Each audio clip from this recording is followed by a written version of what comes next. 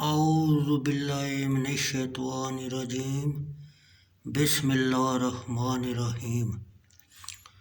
مسلم شریف حصہ دوم چارم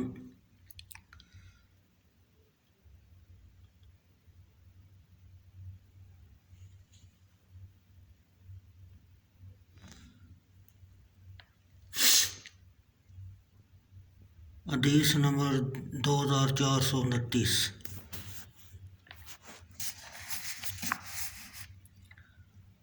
انس بن مالک رضی اللہ تعالی عنہ نے کہا، میں رسول اللہ صلی اللہ علیہ وسلم کے ساتھ چلا جاتا تھا اور آپ صلی اللہ علیہ وسلم نے ایک نجران شہر کا نام ہے کی چادر اوڑھی ہوئی تھی جس کا کنارہ موٹا تھا، اور آپ کو ایک گاؤں کا آدمی ملا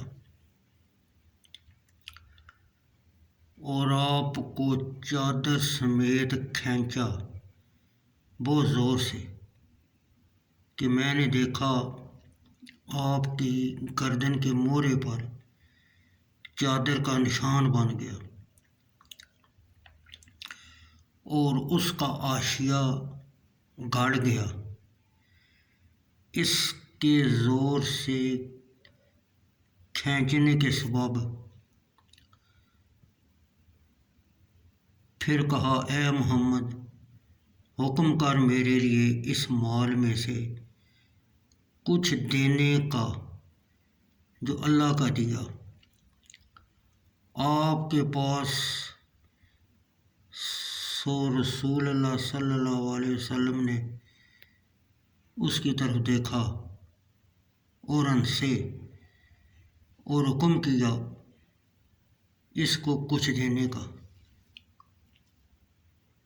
فائدہ اور اس کی اس گاؤ زوری پر کچھ غصہ نہ فرمایا۔ یہ کمال خلق اور حلم تھا آپ کا۔